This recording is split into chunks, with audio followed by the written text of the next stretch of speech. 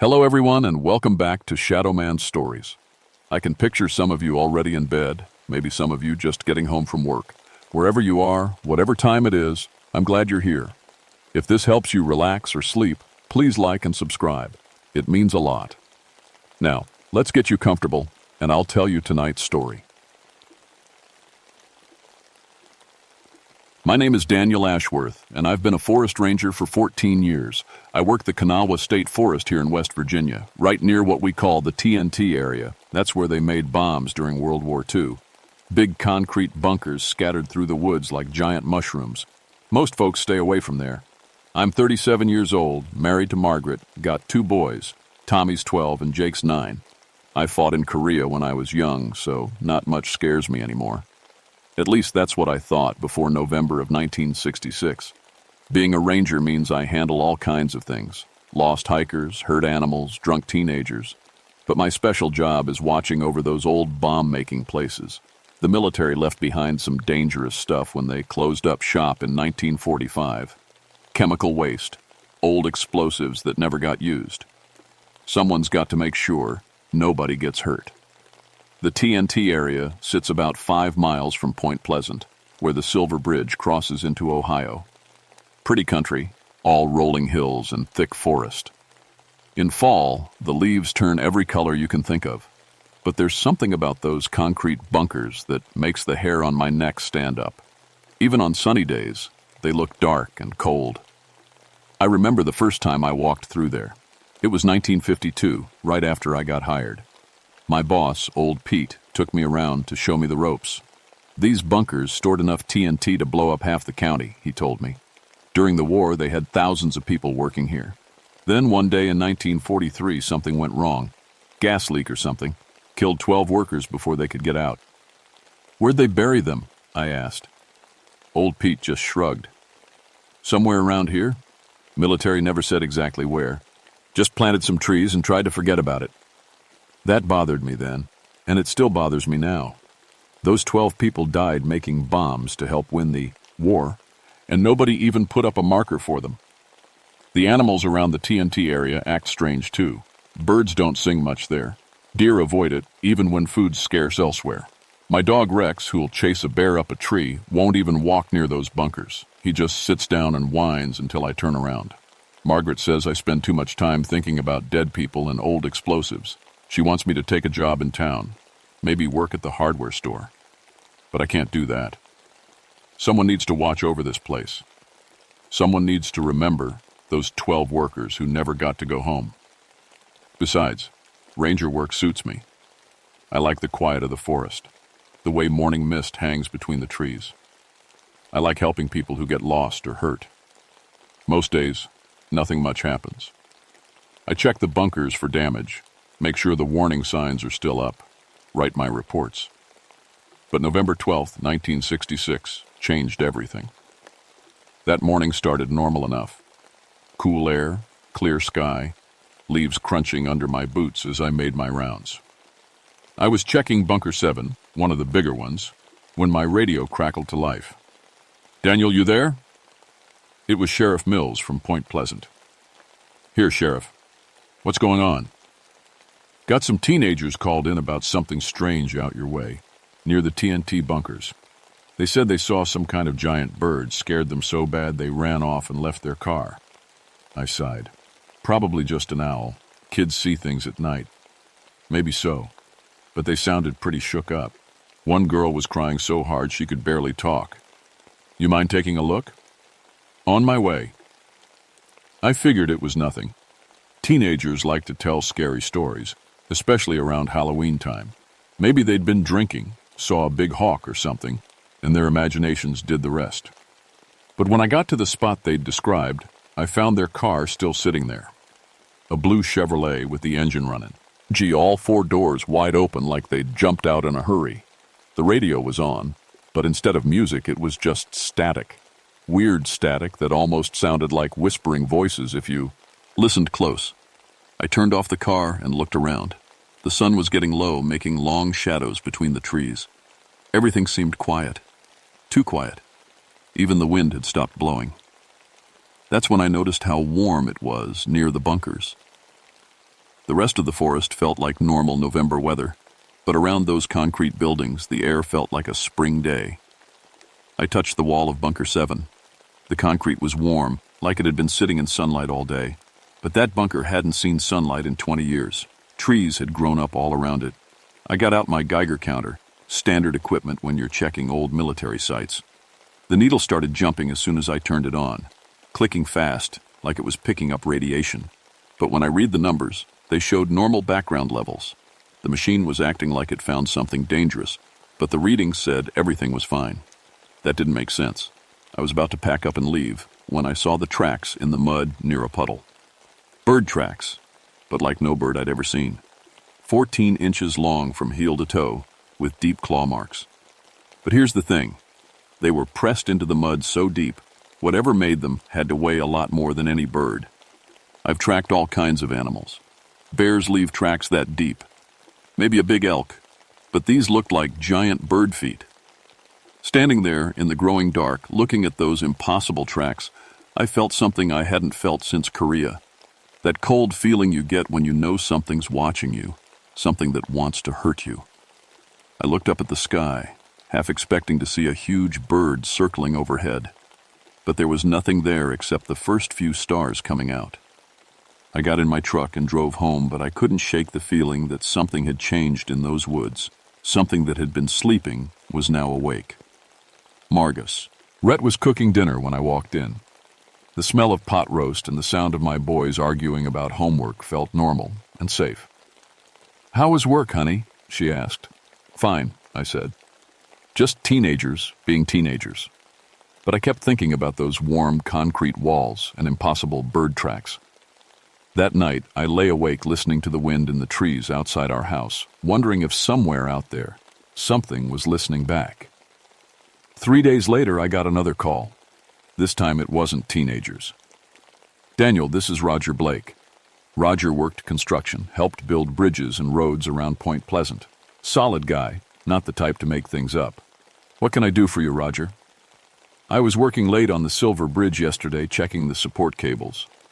Around sunset, I looked up and saw something sitting on top of the main tower. Biggest bird I ever saw.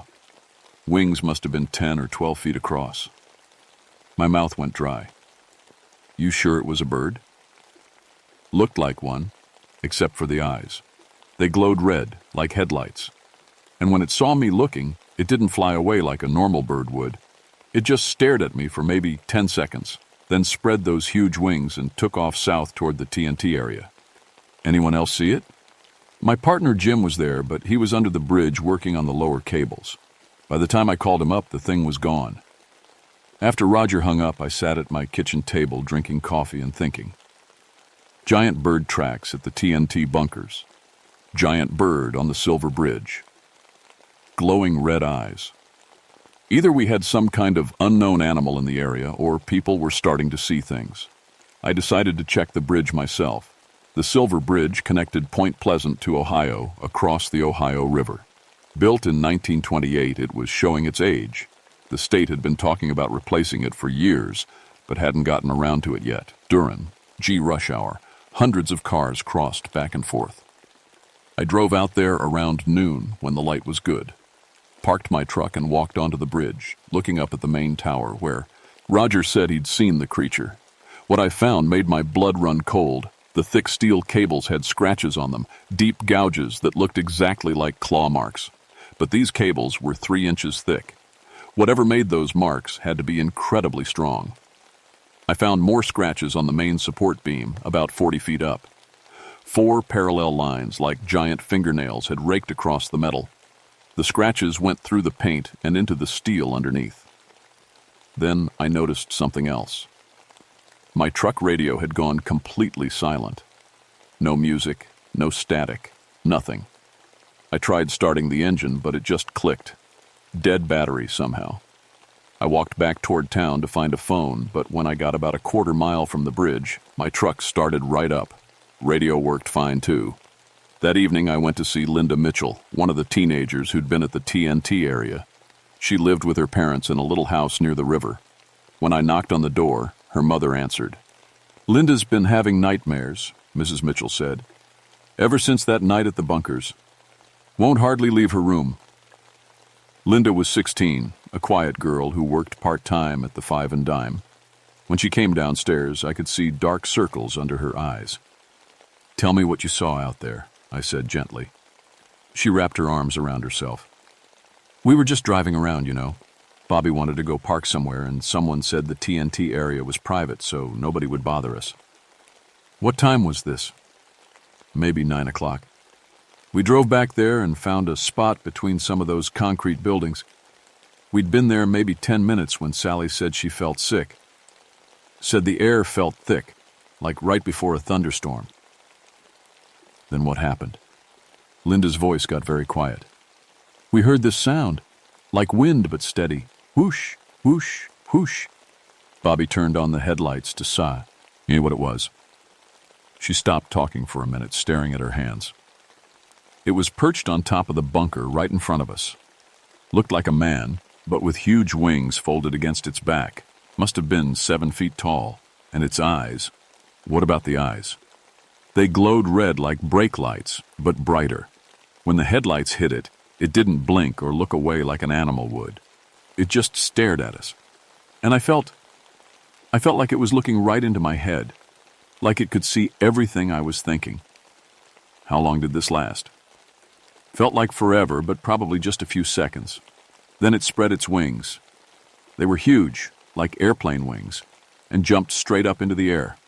Didn't even flap them. Just jumped and was gone. That's when you all ran? We couldn't move at first. Bobby tried to start the car, but it wouldn't turn over. We all felt sick, like we were going to throw up. Finally, the engine caught and we got out of there. Left the doors open because we were in such a hurry. I asked her a few more questions, but she'd told me everything she could remember.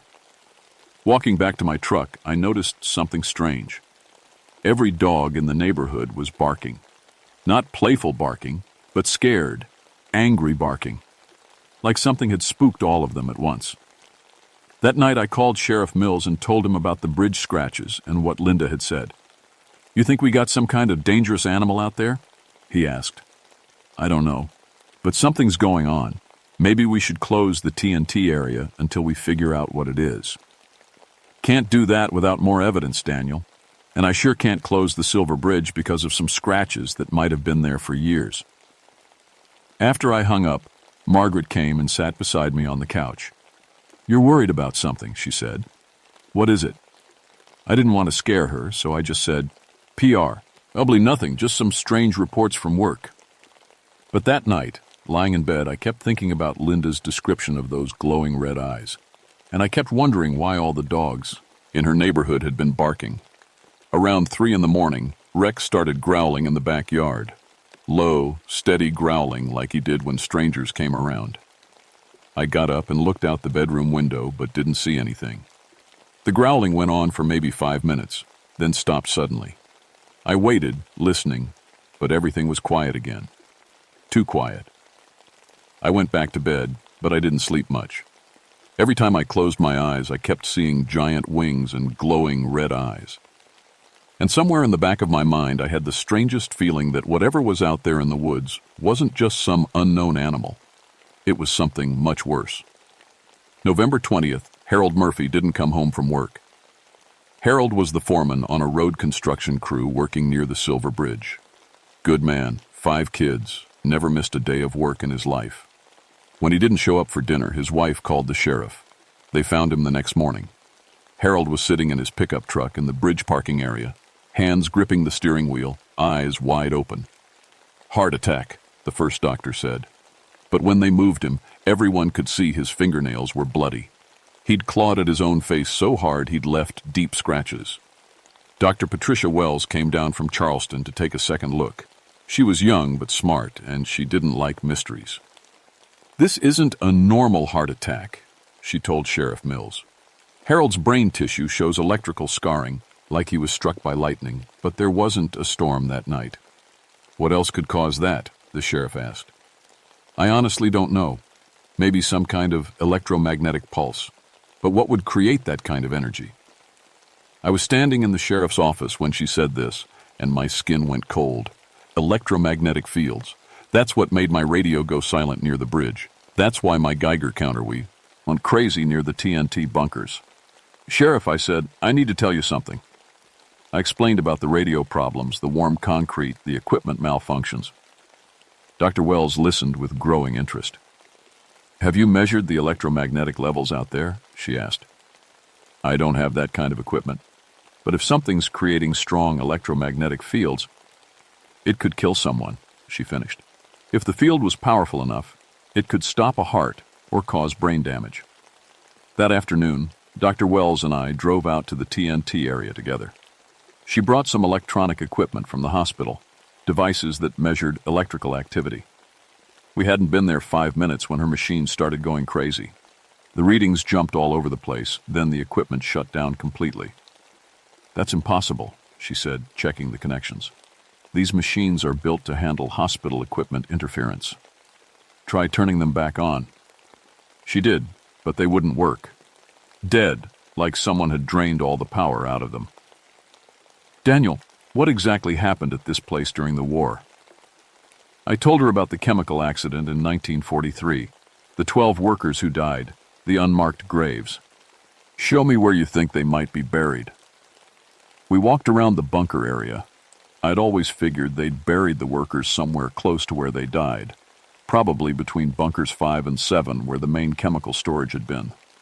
As we got closer to that area, the temperature started rising again. By the time we reached the spot I thought might be a mass grave, it felt like a warm spring day, despite the November cold. Feel that? I asked. Dr. Wells nodded. It's at least 20 degrees warmer here. What could cause that? I don't know, but look at this. I showed her where the grass grew in a perfect rectangle, about 12 feet by 8 feet. The grass, wow, as greener there, grew thicker than anywhere else around. Something's buried here, she said. Something that's fertilizing the soil. Just then her car radio started playing. We could hear it clearly, even though we were 50 yards away and the doors were closed. But it wasn't playing music. It was playing what sounded like voices, whispering voices, too faint to understand the words. We hurried back to the car. When I opened the door, the radio was tuned to a station that didn't exist. The dial showed 106.7, but there was no station at that frequency around Point Pleasant, and the voices weren't coming from any radio program. They sounded like people calling for help. Dr. Wells turned off the radio with shaking hands. We need to leave, she said. Right now. On the drive back to town, neither of us said much. But when we reached the main road, she pulled over and looked at me. Daniel, I've never believed in ghosts or supernatural things. I'm a scientist. But what we just experienced, what do you think is going on? I think those 12 workers who died here never left, and I think something's gotten them stirred up. That night, Jesse Polk called me at home. Jesse owned a farm about 2 miles from the TNT area. He sounded scared. Daniel, I got a problem out here. Something killed 4 of my cattle. When? Sometime last night. But that's not the strange part. Come see for yourself. I drove out to Jesse's place right away. What I found there made no sense at all. The 4 cattle were arranged in a perfect circle in the middle of his pasture. All dead, no wounds on them. Just like Harold Murphy, they'd died of fright. But cattle don't arrange themselves in neat patterns. How'd they get like this? Jesse asked. I walked around the circle, looking for tracks or signs of what might have moved the cattle. But the ground around each cow was undisturbed. It was like they'd been lifted up and placed exactly where they were. You hear anything last night? See anything? That's the other thing, Jesse said. Around midnight, I heard this sound, like giant wings flapping, slow and steady, right over the house. Went on for maybe 10 minutes. Did you look outside? Hell no, but my dog did. Started barking and ran toward the pasture. Found him this morning, hiding in the barn. Won't come out, won't eat, just shivers and whines. I spent another hour at Jesse's farm, but couldn't find any explanation for how 4 full-grown cattle had been moved into a perfect circle. Each cow weighed at least 1,000 pounds. Driving home, I kept thinking about what Dr. Wells had said. The 12 workers who died never left. Something had stirred them up. But workers who died making bombs wouldn't kill cattle or arrange them in circles. That was something else, something bigger and stronger and more intelligent. Something that could fly. That night, I got out all my old military maps of the TNT area. During the war, they'd mapped every bunker, every storage facility, every path through the woods. I was looking for something I'd missed, some clue about what might be happening. What I found was a notation on a 1943 map that I'd never seen before. In small print, near the area where I thought the workers were buried, someone had written, Cherokee Burial Ground, pre-1800. We weren't just dealing with 12 dead workers. We were dealing with an old Indian burial ground that had been disturbed twice. Once when they built the TNT factory, again when they buried the workers on top of it. I thought about Emma Ravencrow, an old Cherokee woman who lived up in the hills. She knew all the old stories, all the old warnings about disturbing sacred places. Tomorrow, I decided I was going to pay Emma a visit, because I was starting to think that Harold Murphy and Jesse's cattle were just the beginning. Something was waking up in those woods. Something that had been angry for a long, long time. Emma Ravencrow lived in a small wooden hotel used at the end of a dirt road that most people couldn't even find. She was maybe 70 years old, with long gray hair and eyes that seemed to see more than most people's. The Cherokee around Point Pleasant still came to her when they needed to know about the old ways. I'd met her once before, years ago, when I was looking for a lost hiker. She'd told me exactly where to find him, even though she'd never seen him and didn't know his name. When I knocked on her door that morning, she opened it before I could even announce myself. "You're the ranger," she said. "You want to know about Awi Usti." "Ma'am?" "The little deer. That's what my grandmother called the spirit that guards the burial places. Come in. We need to talk." Her house was simple but comfortable. Pictures of Cherokee ancestors on the walls, herbs drying from the ceiling beams. She made coffee and sat across from me at a small wooden table. "Your people built their bomb factory on sacred ground," she said. "Cherokee buried their dead there for hundreds of years. The spirits were angry, but they waited." Waited for what? For someone to listen, someone to remember. The 12 workers who died there, they became messengers. But you didn't listen then either. "I don't understand." Emma smiled sadly. "Awi Usti came to warn your people. The bridge will fall. Many will die. But instead of listening, you'll call it madness." My blood turned to ice water. "What bridge?" "You know what bridge. The silver one that crosses the river. It's sick, ready to break. Awi Usti can see these things. Death calls to death." "When? When will it fall?" "Soon. When the winter cold makes the metal weak and the cars are heavy with Christmas shoppers going home." I leaned forward. "Emma, if you know the bridge is going to collapse, we have to warn people. We have to close it." "With what proof? Will they believe an old Cherokee woman and a forest ranger who sees giant birds?" She was right. Sheriff Mills had already dismissed my reports.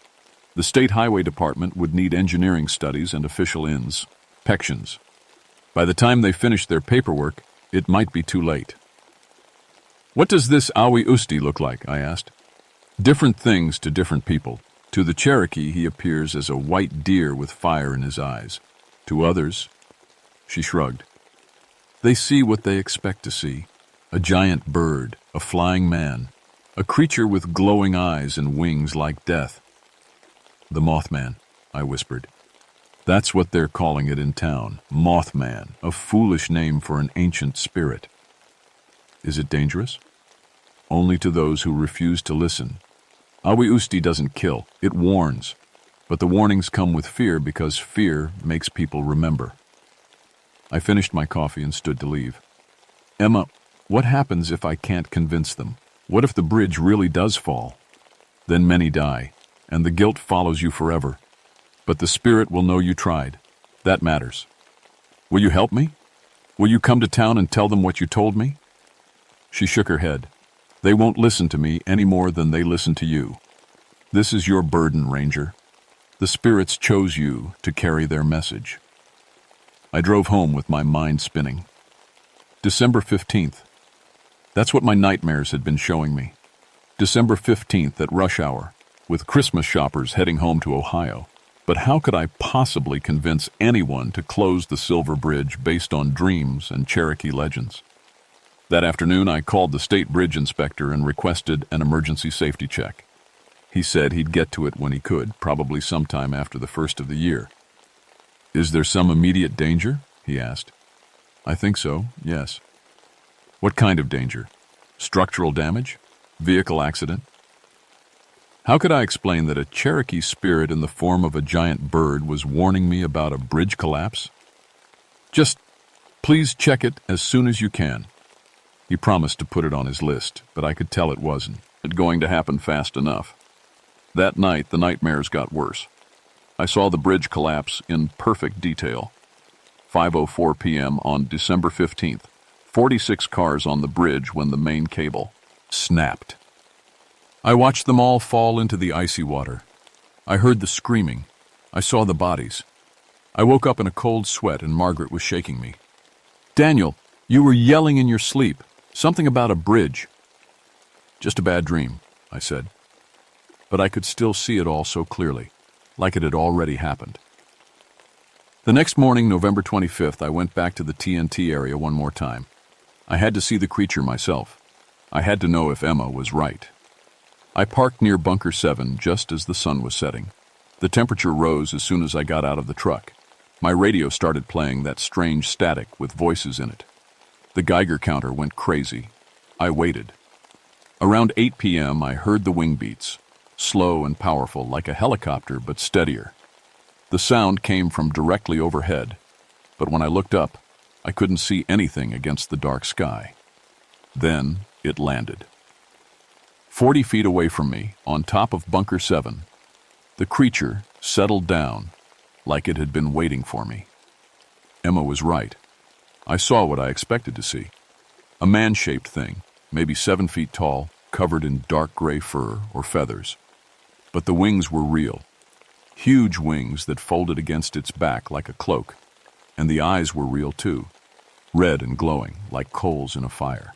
We stared at each other for what felt like hours, but was probably only minutes. I wasn't scared anymore. I was calm, like this meeting had always been meant to happen.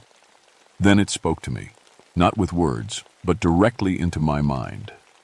Images flooded my thoughts. I saw the TNT factory in 1943, workers in gas masks handling drums of chemicals. Then the accident, a valve that broke, poison gas flooding the building, men running and falling and dying. I saw their bodies buried in a mass grave while their families were told they'd died in a transportation accident.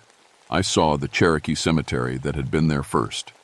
Generations of bones bulldozed aside to make room for the bomb factory. And I saw the bridge. December 15th, 5:04 p.m. The exact moment when metal fatigue and cold weather and too much weight would cause the main suspension cable to snap. 46 people would die because no one listened to the warnings. The images stopped. The creature spread its wings and looked at me one more time. This time, I heard actual words in my head. Tell them, it said. Make them listen. Then it jumped straight up into the air and disappeared into the darkness.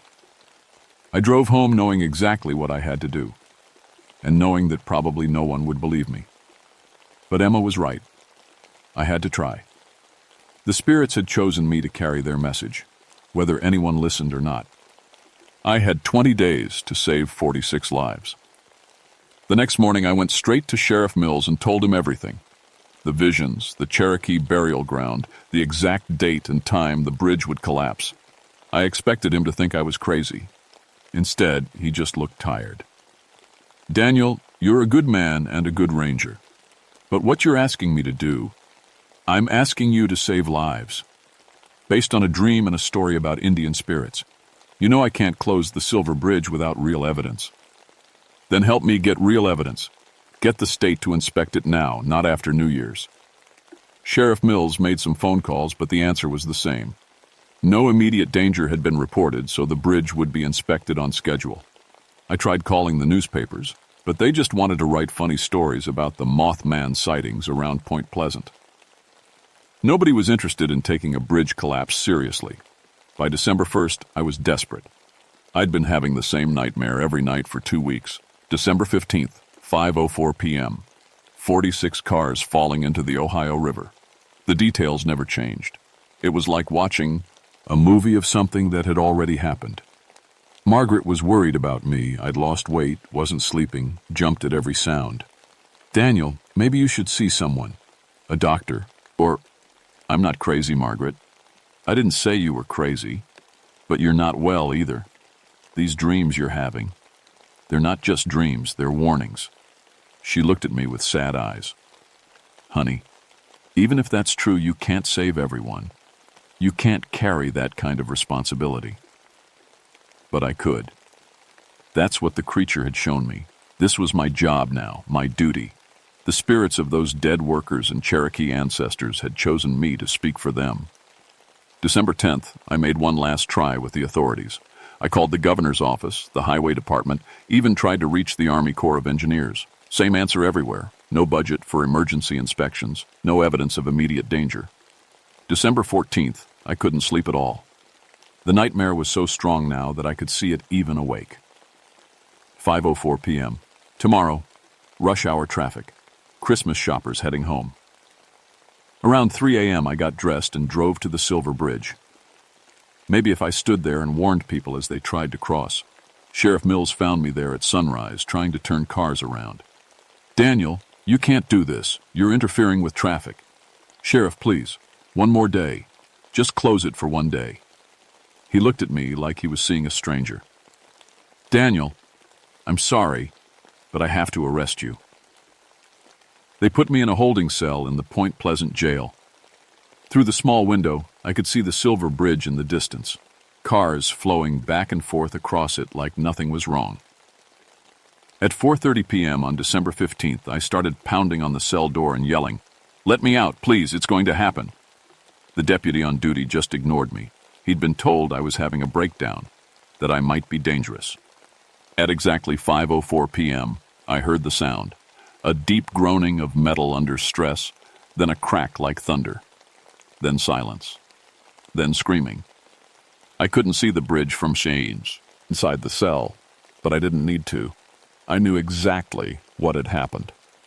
The main suspension cable had snapped, just like in my nightmares. The roadway had folded and twisted, dumping 46 cars into the freezing water below. They let me out an hour later after the rescue boats had pulled the last body from the river. Sheriff Mills came to the cell himself. His face was white and his hands were shaking. "How did you know?" he asked. "I told you how I knew. You just didn't believe me." 46 people died in the Silver Bridge collapse. Men and women driving home from work. A school bus full of children coming back from a Christmas play. A young couple who'd just gotten engaged.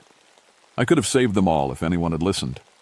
The official investigation blamed metal fatigue and stress corrosion. They said the bridge had been deteriorating for years, that the collapse was inevitable. But I knew better. The bridge fell exactly when and how the Mothman had warned me it would. The spirits had done their job. I had failed to do mine. After the funerals, I couldn't work anymore. Couldn't sleep, could barely eat. Margaret took the boys and moved in with her sister in Ohio. She said she'd come back when I got better. But we both knew I wasn't going to get better. The dreams never stopped. Now, instead of seeing the future bridge collapse, I saw it happening over and over again in the past. Every night, 46 people died while I sat in a jail cell, helpless to save them.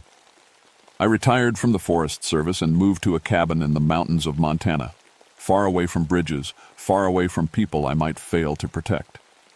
But sometimes, when there's going to be a disaster somewhere in the world, I still see the Mothman, always in the distance, always watching. During the Mount St. Helens eruption, I saw it circling the mountain the day before, the morning the Chals. Linger exploded. I glimpsed it flying over Cape Canaveral. It's still out there, still trying to warn people, still being ignored. I'm 73 years old now. My time is almost up. But I wrote all this down so someone might understand. The next time people start seeing strange things, hearing impossible sounds, having prophetic dreams, maybe they'll listen. Maybe they'll remember the 46 people who died at Point Pleasant because no one believed in the Mothman's warning. Maybe next time someone will save the lives I couldn't save. The spirits are still watching, still warning. The question is, will anyone listen?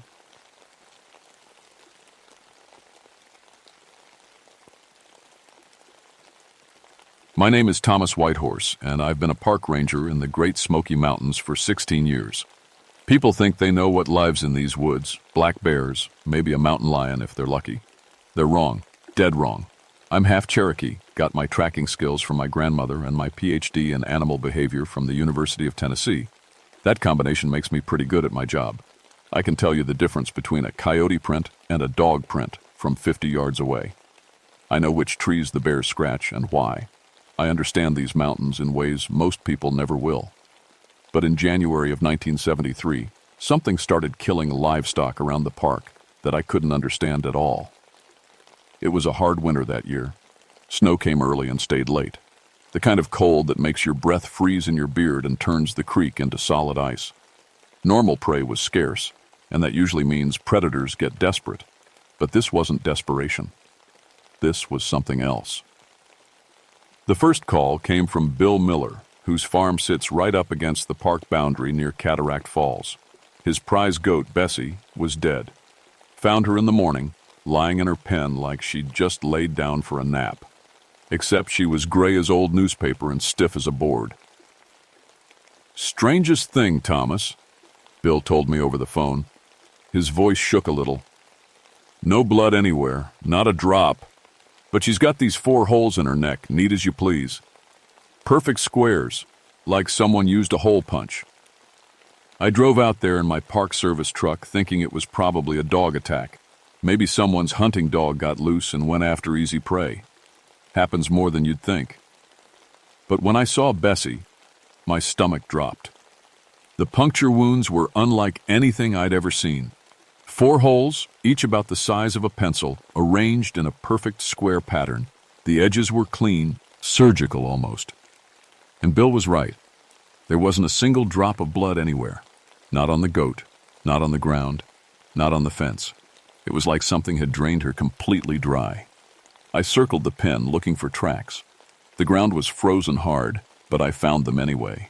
My grandmother taught me to see what others miss, and these prints made my skin crawl. They weren't dog prints.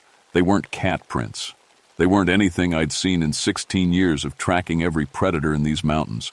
4 toes with what looked like retractable claws. The stride length was impossible, 15 feet between prints, like whatever made them was leaping from spot to spot instead of walking. "You ever see anything like this before, Thomas?" Bill asked, standing behind me with his arms wrapped around himself. I stood up slowly, my knees creaking in the cold. "No, Bill, I haven't." That was Tuesday. By Friday, 3 more farms had called with the same story. Same wounds, same gray animals, same impossible tracks. And still no blood anywhere. I started making rounds every morning, checking with all the farmers around the park. The fear was spreading faster than whatever was doing the killing. People were moving their animals into barns at night. Kids weren't walking to school alone anymore. The old-timers in town had started whispering about things they remembered their grandfathers talking about. "Vampire cat," Mrs. Henderson told me when I stopped by her place. She was 78 and had lived in these mountains her whole life. That's what my granddaddy called it. Said it came around every so often when times got hard. I tried to laugh it off, but the laugh died in my throat when I saw her eyes. She was serious. Dead serious. That weekend, I drove up to see Joseph Ravenclaw, one of the tribal elders. If anyone would know about old stories, it would be him. I found him sitting on his porch, smoking a pipe and watching the snow fall. "You're here about the Night Stalker," he said before I even got out of my truck. I stopped with one foot on the ground. "The what?" Joseph's eyes were dark as creek water at midnight. "Waiatehi, the thing that walks between worlds. My grandfather told me about them, and his grandfather told him. They come when the winters are hard and the normal prey grows thin." "Joseph, I need facts, not stories. He smiled, but there was no humor in it. Sometimes, Thomas Whitehorse, the stories are the only facts that matter. The first human died on a Monday. Carl Whitman was a good man, worked his small farm hard, took care of his elderly mother, never bothered anyone. I found him in his barn around noon when he didn't show up to help his neighbor with fence repairs. He was sitting upright against a stack of hay bales, looking for all the world like he'd just decided to take a rest. His eyes were closed and his face was peaceful. If it wasn't for the 4 holes in his neck and the fact that his skin had turned the same gray color as his dead goat, you'd think he was sleeping. Dr. Sarah Mills, our county coroner, met me at the scene. She was young but thorough, and she didn't spook easily. But when she examined Carl's body, her hands started shaking. "Thomas, this is impossible," she whispered. "These wounds go straight through to the major arteries, but there's no blood loss pattern, no spatter, no pooling, nothing. It's like every drop was absorbed." I helped her load Carl into the ambulance, and then I started looking around the barn. The hay was undisturbed except where Carl had been sitting. No signs of a struggle, no defensive wounds on his hands. Whatever had killed him, he'd either been taken by complete surprise, or he'd been somehow unable to fight back. The tracks were there, though. The same impossible 4-toed prints circling the barn like the thing had been hunting. But these tracks showed something new. They went up the walls. 15 feet up the wooden sides of the barn, acrostim, the roof, and down the other side. That night, I couldn't sleep. I kept thinking about Carl's peaceful face and those neat surgical wounds. I was sitting at my kitchen table going through my animal behavior textbooks when my radio crackled to life. "Thomas, you there?" It was Jake Morrison, whose family had a cabin about 5 miles from Carl's farm. "I'm here, Jake. What's wrong?" "Something's outside. Been circling the house for the past hour. Jenny's got the kids in the back bedroom, and I've got my rifle, but Thomas, this thing's not natural. It's too fast." I grabbed my gear and drove out there, but by the time I arrived, whatever had been there was gone. Jake met me at his truck, his face white as winter snow. "It was testing us," he said. "That's the only way I can describe it. Like it was figuring out how we'd react, where the windows were, how fast we could move. It wasn't just hunting, Thomas. It was thinking." I spent the rest of the night checking the perimeter around Jake's cabin. The tracks were everywhere, but they followed a pattern that made my blood run cold. The thing had systematically checked every possible entry point, tested the strength of the windows, and even climbed onto the roof to examine the chimney. This wasn't animal behavior. This was intelligence. The next morning brought 2 more livestock deaths, but these were different. The animals hadn't just been drained. They'd been arranged. 3 sheep at the Patterson farm, laid out in a perfect triangle with their heads pointing toward the center. A horse at the Rodriguez place positioned so it was facing east toward the rising sun. I was documenting the horse when I heard it for the first time. A sound that wasn't quite a howl, wasn't quite a scream, but had elements of both. It came from the tree line about 100 yards away, and it raised every hair on my arms. "Did you hear that?" Rodriguez asked, his voice barely above a whisper. Before I could answer, the sound came again, but this time it was closer, much closer. I drew my service weapon and started walking toward the trees.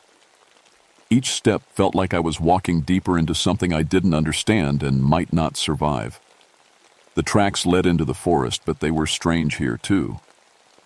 Instead of the regular spacing I'd seen before, these prints were clustered together, like the thing had been moving in short, rapid bursts.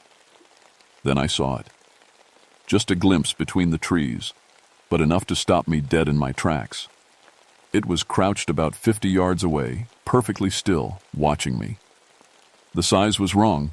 Too big for a mountain lion, too small for a bear, but built like something designed for killing. The eyes caught the morning light and reflected it back like mirrors, glowing yellow in the shadows. We stared at each other for what felt like hours, but was probably only seconds. Then it moved. I've never seen anything move that fast. 1 second it was there, the next it was gone, like it had simply vanished into the air. But I could hear it moving through the underbrush, circling around behind me. I backed toward Rodriguez's house, keeping my gun drawn, but I never saw it again. When I reached the porch, Rodriguez was standing there with his own rifle, scanning the tree line. "What was it?" he asked. I holstered my weapon and wiped the sweat from my forehead despite the freezing temperature. "I don't know." But that was a lie. Deep down in the part of my mind that still remembered my grandmother's stories, I knew exactly what it was. I just wasn't ready to admit it yet. The thing started playing games with me after that. Every morning I'd find something new. A drained rabbit left on my porch. Tracks circling my cabin from the night before. Once I found my motion sensor cameras destroyed, torn apart with surgical precision and arranged in a neat pile by my front door. It knew who I was. It knew where I lived. And it wanted me to know that it knew. The second human victim was Jennifer Morrison, Jake's wife. She'd been hiking the trail to Cataract Falls Overlook, something she did every Tuesday morning for exercise. Jake found her sitting on the bench facing the waterfall, looking peaceful as Carl had looked, if you ignored the gray skin and the 4 neat holes in her neck. But this time was different. This time, there were witnesses. 2 hikers from Tennessee had been on the trail about a quarter mile behind Jennifer. They told me they'd heard her scream once, sharp and cut short, and when they ran to help, they found her already dead. But they also saw something else. It was like a shadow, the younger hiker told me, his hands shaking as he tried to light a cigarette. Moving up the cliff face like gravity didn't matter. Had to be 60 feet of straight rock, but it went up it like it was walking on flat ground. His partner nodded rapidly. We watched it reach the top and just disappear. 1 second it was there, the next it wasn't. But we could hear it laughing, or what sounded like laughing. I drove up to the overlook and examined the scene. Jennifer was positioned just like Carl had been, sitting peacefully with her eyes closed.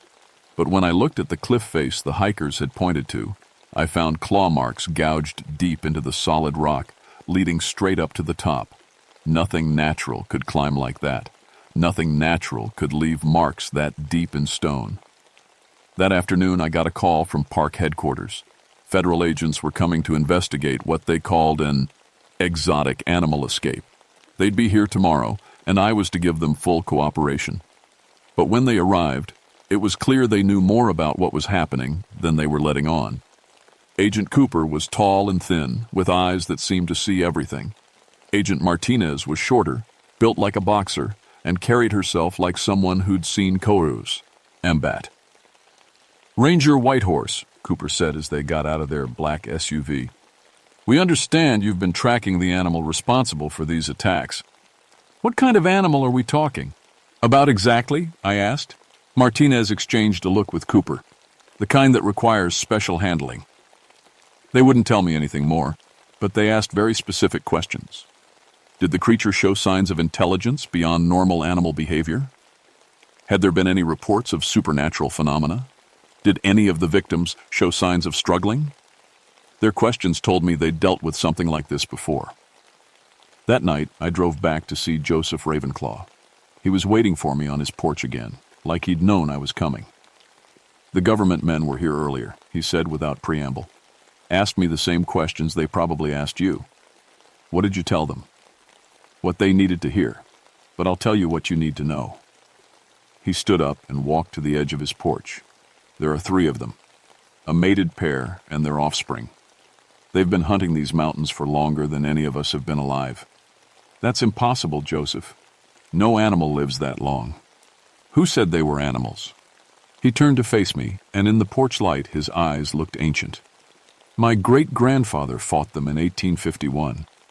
They killed 12 people that winter before he and his hunting party drove them away. 25 years later, they came back. They always come back." He went inside and returned with a leather pouch. "Your great-great-grandmother was Cherokee, Thomas. The blood remembers, even if the mind forgets." He handed me the pouch. "Sage for protection, carved bone for strength, and something else your ancestors left for you." Inside was a silver arrowhead, carved with symbols I didn't recognize but somehow understood. The metal was warm to the touch, and holding it made the hair on my arm stand up. "They know you're hunting them," Joseph said, "and they know your bloodline. This won't end until one of you is dead." The third human died that same night. Bobby Creek, one of our maintenance workers, was found inside a locked storage building near the visitor center. The building had no windows and only one door, which was still locked from the outside when we found him. There was no way anything could have gotten in or out. But Bobby was drained dry just like the others, and the inside walls of the building were covered with claw marks. Dr. Mills called me after the autopsy. Her voice was tight with fear. "Thomas, I've been doing this job for 8 years, and I've never seen anything like this. These puncture wounds don't match any animal I know. The spacing is wrong, the depth is wrong, everything about them is wrong." "What are you saying, Sarah?" "I'm saying whatever killed these people isn't in any of my textbooks." That night, I didn't go home. I stayed in my truck, parked where I could watch the visitor center. Around midnight, I saw them. 3 shapes moving across the parking lot, flowing like liquid shadow from car to car. They moved wrong, sometimes on 4 legs, sometimes on 2, sometimes seeming to float just above the ground. When they reached the building where Bobby had died, they climbed straight up the walls and disappeared through what looked like solid roof. I radialized for backup, but by the time anyone arrived, they were gone. All that remained were tracks in the snow circling the building in patterns that hurt to look at. Agent Cooper found me there in the morning, staring at the tracks. "You saw them, didn't you?" I looked up at him. "What are they?" For the first time since he'd arrived, Cooper's professional mask slipped. "Honestly, we don't know. We just know they're not supposed to exist, and we're supposed to make sure nobody believes they do." The confrontation came 3 nights later. I'd been staying in the Park Service cabin near Cataract Falls, hoping to draw them away from the populated areas. It was a stupid plan, but I was tired of watching innocent people die while I stumbled around in the dark. I'd prepared everything Joseph had taught me. She burned in small fires around the cabin. The silver arrowhead hung around my neck. I'd even managed to get some arrows blessed by the tribal medicine man, though I wasn't sure I believed in any of it. They came just after midnight. I heard them first, moving around the cabin in that flowing, impossible way. Then I saw their shadows through the windows, too tall and wrong-shaped to be any natural animal. They were testing the building, just like they'd tested Jake's house, looking for weaknesses. One of them called my name, not howled, not screamed. Called it, in a voice like gravel and broken glass, "Thomas Whitehorse." I grabbed my rifle and stepped onto the porch. All 3 of them were there, spread out in a semicircle, and in the moonlight, I could see them clearly for the first time. They looked like someone had taken a mountain lion, a wolf, and a man, and mixed them together wrong. Sometimes they stood on 4 legs, sometimes on 2. Their eyes glowed yellow, and when they moved, reality seemed to bend around them like heat waves. The largest one, clearly the leader, stepped forward. It was covered in scars, old wounds that spoke of battles fought and survived across impossible years. "You know what we are," it said in that grinding voice. "Your blood remembers us." "I know you're killers," I replied, trying to keep my voice steady. It laughed, a sound like breaking bones. "We are survivors. We take what we need to live. Your people did the same when they first came to these mountains. My people didn't drain children dry." "Didn't they?" The creature's head tilted. "Your great-great-grandfather killed my mate in 1851. She was heavy with young. We have been waiting for the bloodline to return." The other 2 began moving, circling the cabin. I raised my rifle, but the leader held up something that might have been a hand. "You cannot kill us all, Thomas Whitehorse, but we offer you a choice. Come with us willingly, and the killing stops. Your daughter lives, the farmers live, everyone lives." My blood turned to ice. "You don't touch my daughter." "Lisa, isn't it? 17 years old, drives a blue Mustang, works at the diner on weekends." The creature's mouth stretched into something that might have been a smile. "We could reach her before you could even start your truck." That's when I stopped thinking and started acting. I dove back into the cabin as all 3 of them rushed the porch. The silver arrowhead burned against my chest as I grabbed the bow Joseph had given me. The creatures hit the walls of the cabin like a freight train, and I could hear them tearing through the wooden siding. One of them came through the window in a shower of glass and splinters. It landed in the main room, crouched and ready to spring. I put an arrow through its chest. The creature screamed, a sound that shattered every window in the cabin. The arrow, carved with Cherokee symbols and blessed with old prayers, burned in its flesh like a brand. It tried to pull the shaft out, but touching it only made the burning worse. The other two burst through the front door at the same time. I managed to get a second arrow into one of them before they were on me. The fight was brutal and short. They were faster than anything had a right to be, but the blessed arrows hurt them in ways normal weapons couldn't. Every hit sent them reeling, howling with pain that sounded almost human. But they were learning, adapting. The leader, the scarred one, managed to knock the bow from my hands and pin me against the wall. Its claws dug into my shoulders, and I could feel my strength bleeding out. "You die now," it growled, pulling back for the killing strike. I wrapped my hand around the silver arrowhead hanging from my neck and drove it into the creature's throat. Light exploded from the wound, bright as lightning, and the creature's scream shook the entire cabin. It staggered backward, clawing at its throat as silver fire spread through its body. The other two rushed to help their leader, but it was too late. The scarred creature fell to its knees, then to its side, the silver light consuming it from within. When the light faded, there was nothing left but ash and the smell of burned metal. The remaining two creatures looked at their leader's remains, then at me. For a moment I thought they might attack. Then, without a word, they turned and fled through the shattered door. I collapsed against the wall, bleeding from a dozen claw marks, half blind from the silver light, but alive.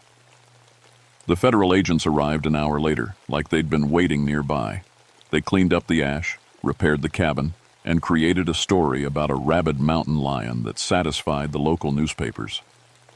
Dr. Mills treated my wounds and never asked about the claw marks that were too deep and too precisely spaced to come from any normal animal. Agent Cooper shook my hand before they left and told me I'd never see them again unless the creatures returned. "They'll be back," I said. "Probably, but not for 25 years if the pattern holds. Maybe longer now that their leader is dead." Joseph Ravenclaw visited me in the hospital. He brought tobacco and sage, and we performed a cleansing ceremony that helped with the nightmares, though they never completely went away. "You did well, Thomas Whitehorse," he said. "Your ancestors are proud." "What about the other two?" "They're still out there. Scattered, leaderless. They'll find new territory, far from here. But they'll remember you, and they'll remember your bloodline." I returned to work a month later, but everything had changed. The woods felt different now. I could sense things moving in the shadows that others couldn't see. Sometimes, on quiet nights, I'd hear howls in the distance that didn't belong to any normal wolf. The official reports listed 4 deaths from animal attacks during the winter of 1973. The truth was buried in classified files and Cherokee oral tradition. I started training my daughter Lisa in the old ways as soon as she was old enough to understand. She learned to track, to shoot, to recognize signs that others would miss. I taught her the Cherokee prayers and gave her silver jewelry blessed by the tribal elders. "Why do I need to know this, Dad?" she asked when she was 20. "Because something wants us dead," I told her. "And someday, you might be the only thing standing between it and innocent people." I retired in 1998, 25 years after the attacks. Lisa had become a park ranger herself by then, the first Cherokee woman to hold the position. I spent my last day on the job creating a detailed file about the creatures, their hunting patterns, their weaknesses, their 25-year cycle. I hid the file in the Cherokee Cultural Center, along with Joseph's blessed weapons and a letter explaining everything. If the creatures ever returned, someone would be ready. Lisa found me dead in my cabin in 2001. Heart attack, the doctor said. Natural causes. But I know better. Even now, even in whatever comes after death, I can feel them out there, waiting, growing stronger, planning their return. The cycle continues. it always continues.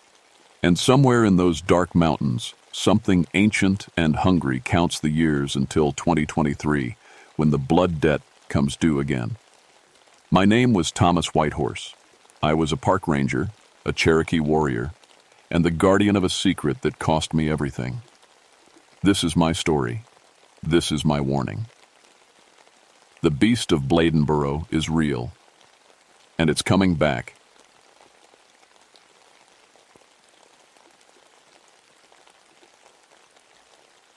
My name is Michael Riverstone, and I've been a park ranger for 19 years.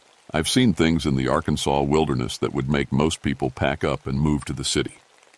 But what happened in the summer of 1982 changed everything I thought I knew about the world. I worked the remote sections of Ouachita National Forest near the Oklahoma border. It's rough country, thick woods, limestone caves, and creeks that run cold even in August. Most folks avoid this area. The locals tell stories about the Fook monster, some ape-like creature that supposedly roams these hills. I always figured it was just talk, something to scare tourists and sell newspapers. I'm 44 years old, spent 8 years as a Green Beret before I took this job. I know how to handle myself in the woods. I can track a deer through rock country and find my way out of cave systems that go down for miles. After my divorce 3 years ago, I moved into the ranger station full-time. It's just me, my radio, and whatever the forest wants to throw at me. The station sits on a ridge overlooking Brushy Creek. From my porch, I can see 20 miles of unbroken forest. On quiet nights, I hear owls calling and the distant splash of beavers working the creek. It's peaceful. Or it was, until that August. The first sign something was wrong came from the Jenkins family. They'd rented a cabin about 15 miles east of my station. Tom Jenkins called on a Tuesday morning, his voice shaking so bad I could barely understand him. "Ranger, you need to get out here," he said. "Something attacked our cabin last night, something big." I grabbed my gear and drove out to their place. The cabin sat in a clearing beside the creek, surrounded by tall pines. As soon as I saw it, I knew this wasn't a bear or a drunk causing trouble. The metal siding on the north wall was shredded. Deep gouges ran from the ground up to a bowline, at 8 feet high. Whatever made those marks had claws longer than my fingers. The scratches were too high for any bear I'd ever seen. Even standing on its back legs, a black bear couldn't reach that high. Tom Jenkins met me at the truck. He was a big man, worked construction in Little Rock, but his hands were shaking as he lit a cigarette. "It tried to get in the bedroom window," he said, "where my wife and kids were sleeping." I walked around the cabin, taking pictures and making notes. In the soft mud near the creek, I found them. Footprints like nothing I'd ever seen. They looked almost human, but huge, 20 inches long, with what appeared to be toe marks at the front. The depth of the prints suggested whatever made them weighed at least 400 pounds. Mrs. Jenkins came out when she heard my truck.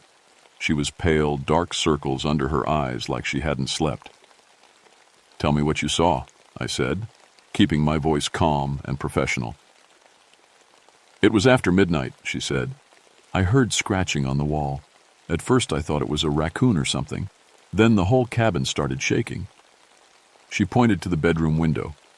The screen was torn apart, hanging in strips. I looked out and saw these eyes. Red eyes, glowing in the dark. They were level with the window, maybe 8 feet off the ground. And they were looking right at me. Her husband put his arm around her. "Tell him about the sound it made." "It wasn't like any animal I ever heard," she whispered. "It was like it was trying to talk, making sounds that almost sounded like words." I spent 2 hours examining the cabin and the surrounding area. In the woods behind the house, I found broken branches about 9 feet up. Something big had pushed through the trees. Caught on a piece of metal siding, I discovered a tuft of dark hair. It was coarse and thick, unlike anything in my field guides. As I was leaving, Tom Jenkins grabbed my arm. "Ranger, my family's been coming to these woods for 20 years. We never seen anything like this. Whatever's out there, it ain't natural." Drove back to the station as the sun was setting, my mind racing. I'd investigated bear attacks, wild dog packs, even a few cases of people getting spooked by their own shadows. But this was different. The evidence was real, physical, and it didn't match any known animal in Arkansas. That night I sat on my porch and stared into the dark forest. Somewhere out there, something was moving through the trees. Something that left 20-inch footprints and could reach 8 feet up a cabin wall. I'd always prided myself on being a rational man. I believed in what I could see and touch and prove. But as I sat there listening to the night sounds of the forest, I had the strangest feeling that something was listening back.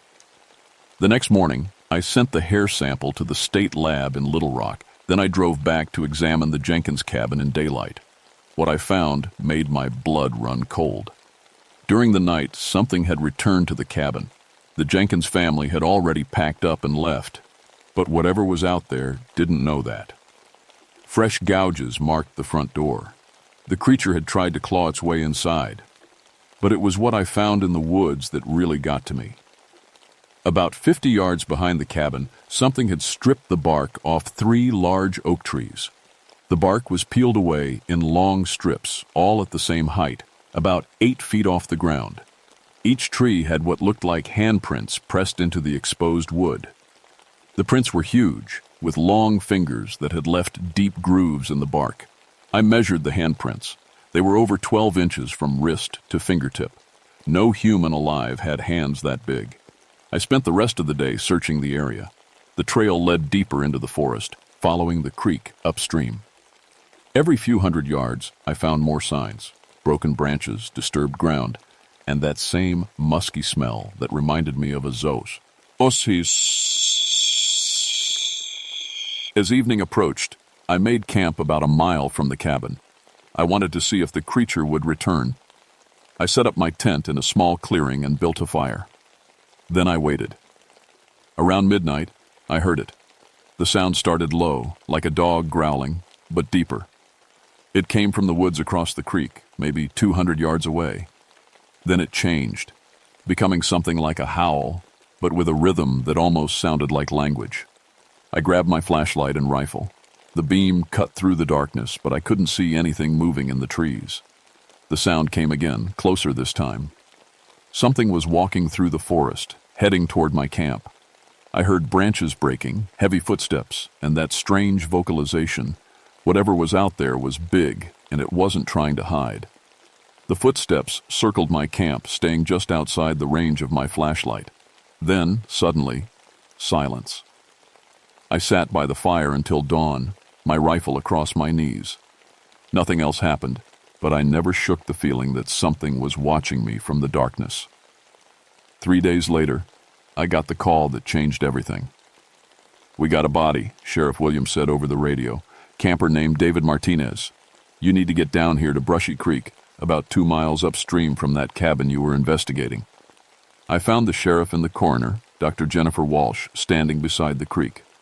20 feet away, David Martinez sat upright against a large pine tree. At first glance, he looked like he might be resting. Then I saw his face. Martinez was a young man, maybe 25. He'd been camping alone, just him in a small tent. But something had killed him, and then positioned his body against the tree like he was on display. "Look at this," Dr. Walsh said, kneeling beside the body. "His ribs are crushed. All of them. Whatever did this had incredible strength." I examined the cam. Sight. Martinez's tent was undamaged. His gear was scattered around, but not like an animal had been foraging. It looked more like someone had searched through his things. "Any idea what killed him?" I asked. Dr. Walsh stood up, brushing dirt off her knees. "I've never seen injuries like this. It's like something grabbed him around the chest and squeezed. The force required would be enormous, maybe 2,000 pounds of pressure." Sheriff Williams was examining the ground around the body. "Mike, come look at this." In the soft earth beside the creek, clear as day, were the same massive footprints I'd found at the Jenkins cabin. But there were more of them now, and they led in different directions. Whatever had killed Martinez had spent time here, moving around the campsite. "There's something else," the sheriff said quietly. "Look how the body's positioned." Martinez was sitting upright, his back against the tree, his arms at his sides. His head was tilted back slightly, like he was looking up at the sky. It was too neat, too deliberate. Animals didn't arrange their kills like this. It's like a message, I said. Like whatever did this wanted the body to be found. Dr. Walsh nodded grimly. I'll do the autopsy, but I can tell you right now, no animal in Arkansas is capable of this. The precision of the injuries, the way the body was positioned, we're dealing with something that thinks. As we were loading the body into the coroner's van, I heard rustling in the trees across the creek. I looked up and saw something moving through the branches about 50 feet up. It was too big to be a squirrel or a bird, but I couldn't make out what it was. Did you see that? I asked the sheriff. He squinted into the trees. See what? By the time I pointed, whatever it was had disappeared. But I knew it had been watching us find what it had left behind. That night, I called my supervisor in Little Rock. We might have a problem out here, I told him. I think we're dealing with something dangerous. What kind of dangerous? He asked. I looked out, my window, at the dark forest. I don't know yet, but it's killed one person, and I don't think it's done. The state sent 2 federal agents the next week. They claimed to be investigating environmental hazards, but their equipment told a different story. They had electromagnetic sensors, infrared cameras, and devices I'd never seen before. Agent Sarah Chen was about 30, smart and professional. Her partner, Agent Rodriguez, was older and seemed to know more than he was willing to share. They set up a command post at my station and started asking questions about the creature. Have you experienced any equipment malfunctions? Chen asked. Radio static, compass problems, GPS errors? Now that you mention it, I said, my radio's been acting up near Brushy Creek, and my compass spins like a top in some areas. Rodriguez and Chen exchanged glances. We need to see these locations, Rodriguez said. I took them to the site where Martinez had been found. As we approached the creek, their equipment started going crazy. The electromagnetic sensors were beeping rapidly, and Chen's digital camera kept shutting off by itself. Interesting, Rodriguez murmured, studying his readings. The field strength here is off the charts. What kind of field? I asked. That's classified, he said. While the agents worked, I continued my own investigation. I'd been studying local history, and what I found was disturbing. Reports of similar creatures went back over a century. The Cherokee who originally lived in this area had stories about beings they called Kekle Kudle, shadow people who lived between worlds. Margaret Beartrack, an elderly Cherokee woman who lived near the forest, agreed to meet with me. My grandmother told me stories, she said, as we sat on her porch. She said the shadow people came through places where the world was thin, caves, springs, places where the ear, with itself, felt different. Are they dangerous? I asked. Only when they're threatened, she said, or when they can't get home. That evening I was driving back to the station when I saw something that made me slam on the brakes. A massive shape was standing in the road about 100 yards ahead. In my headlights, I could see it clearly for the first time. It stood at least 9 feet tall, covered in dark hair. Its shoulders were impossibly broad, and its arms hung down past its knees. But it was the eyes that got me. Intelligent, almost human eyes that reflected my headlights like a cat's. We stared at each other for maybe 10 seconds. Then it turned and walked into the forest, moving with a fluid grace that seemed impossible for something so large. I drove to where it had been standing and found fresh footprints in the asphalt. The creature was so heavy it had actually dented the road surface. 2 days later, we found Frank Dobson. Dobson ran a small auto repair shop about 5 miles from the forest. Someone had called the police when he didn't open his shop Tuesday morning. They found him crushed between 2 cars in his garage. Look at the hoods of these vehicles, Sheriff Williams said when I arrived at the scene. Both cars showed massive dents where something had gripped them and pushed them together. The handprints were clearly visible in the metal, the same oversized prints I'd been finding in the forest. How much would these cars weigh? I asked. Each one? Maybe 3,000 pounds, the sheriff said. It would take incredible strength to move them like this. Dr. Walsh arrived to examine the body. Same pattern as Martinez, she told me quietly. Crushing injuries that required impossible force. But this time, there's something else. She led me to the back of the garage, away from the other officers. Look at this, she said, pointing to the concrete floor. Scratched into the cement, in letters 2 feet tall, was my name. Michael. It knows who you are, she said, and it wants you to know it knows. That night, I sat on my porch with him, with my rifle across my knees. I didn't have to wait long. Around 11 o'clock, I heard footsteps on the gravel road leading to my station. Slow, deliberate steps that were too heavy to be human. I turned on my porch light and saw it walking up the road like it owned the place. The creature stopped about 50 feet from my porch. In the light, I could see details I'd missed before. Its face was almost human, but elongated, with a prominent brow and a wide mouth. Dark hair covered most of its body, but its hands and face were bare, showing dark skin underneath. It looked directly at me and made a sound, not quite a growl, not quite speech. But there was intelligence behind those eyes, and something that might have been curiosity. "What do you want?" I called out. The creature tilted its head, like it was considering my question. Then it turned and walked into the forest. When I checked the next morning, I found that it had been busy during the night. My Park Service truck was gone from where I'd parked it. I found it a quarter-mile away, balanced perfectly on top of a large boulder. The truck wasn't damaged, but it would take a crane to get it down. The message was clear. It could do whatever it wanted, whenever it wanted.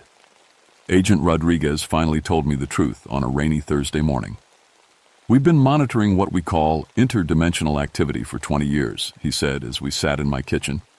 This forest contains natural electromagnetic anomalies that can serve as doorways between dimensions. You're telling me this thing isn't from our world? The creatures exist partially in our dimension and partially in another, Chen explained. They can phase in and out of our reality, which explains why they sometimes appear solid and sometimes seem to vanish. I thought about the equipment malfunctions, the strange way the creature had appeared and disappeared. There's something else, Rodriguez continued. We think they're trying to get home. The portal they use to enter our dimension is unstable. Our modern technology, radio towers, power, lines, GPS satellites, it's interfering with their ability to return. That afternoon, Margaret Beartrack arrived at my station. She looked worried.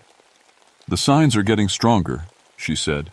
My grandmother's grandmother made an agreement with the shadow people long ago. As long as humans stayed out of certain sacred places, they would remain hidden. But the agreement is broken now. She pointed toward the deep forest. There's a cave system back there. That's where they come through. But something's wrong with it now. They're trapped, and they're getting desperate. That night, everything went to hell. I was awakened by the sound of breaking glass. The creature had thrown a boulder through my front window. As I grabbed my rifle, I heard something that made my blood freeze. Multiple voices calling from the forest. Different pitches, different tones. There wasn't just one creature.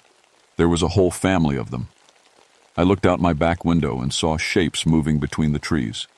Big shapes and smaller ones. The creatures were surrounding my station. My radio crackled to life. It was Agent Chen, but her voice was distorted, full of static. Michael, under attack. Cave system. Need help. The transmission cut off. I tried calling back, but got nothing but electronic screams from my radio. I grabbed my gear and headed for my truck, but it was already too late.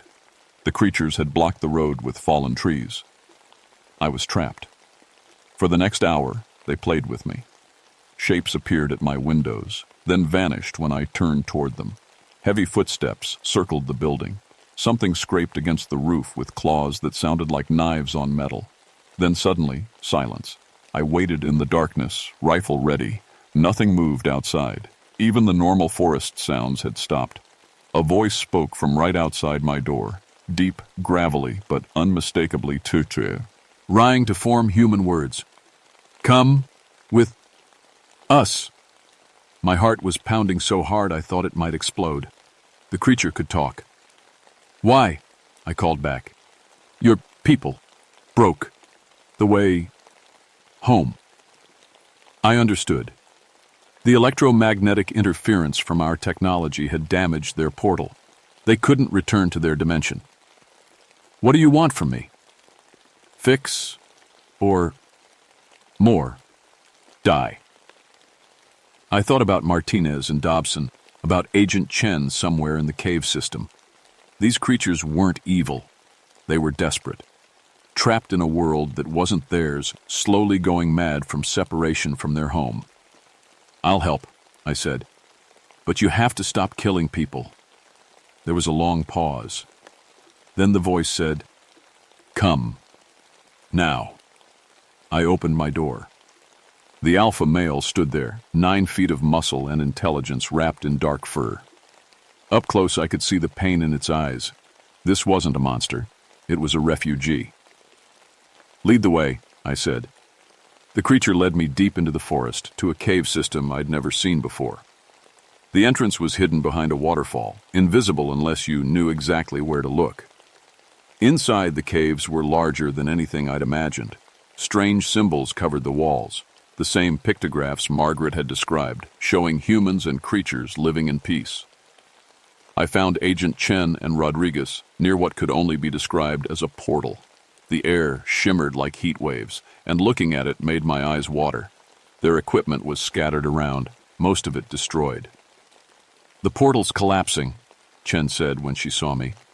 "The electromagnetic interference is getting worse. If it closes completely, these creatures will be trapped here forever." "Can we fix it?" I asked.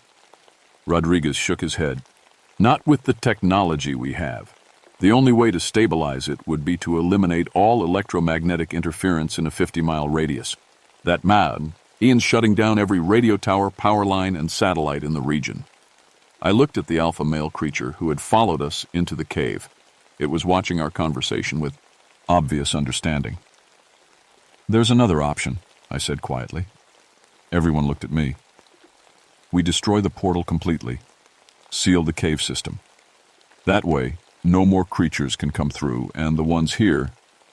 I paused. "They'll have to make a life in our world." The creature made a sound that might have been a sob. It understood what I was suggesting. Chen checked her equipment. "I've got enough explosives to bring down the whole cave system.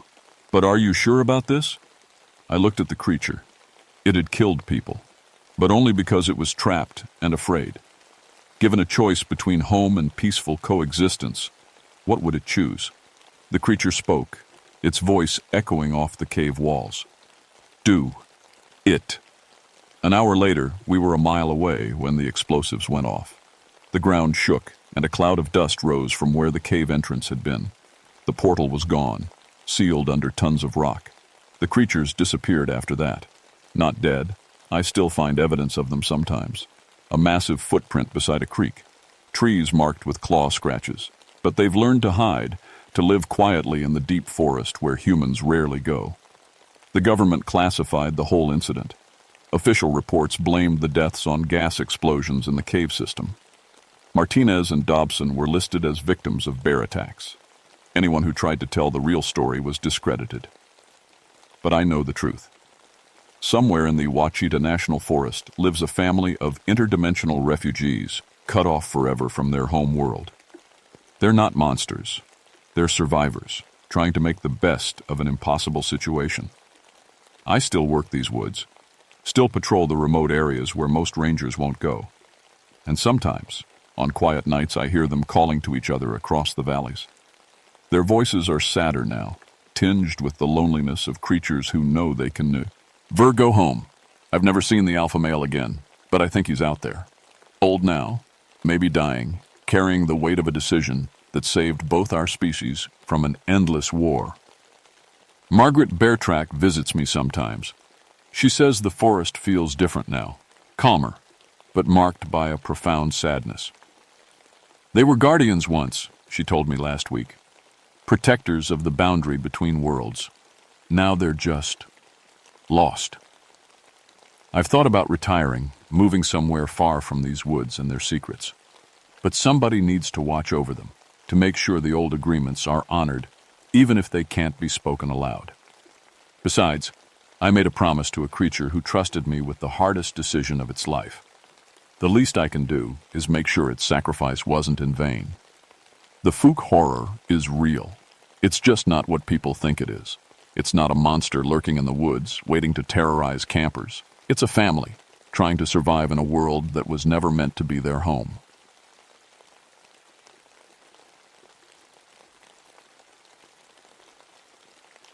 My name is Catherine Stormcrow, and I've been a park ranger for 13 years. People think that's a funny name for someone who studies weather, but my grandmother always said storms follow our family wherever we go. She was right about that. I work in the Monongahela National Forest in West Virginia. It's wild country up here. Thick woods, steep mountains, and weather that can change faster than you can blink. Most folks don't realize how dangerous these mountains can be. I do. It's my job to know.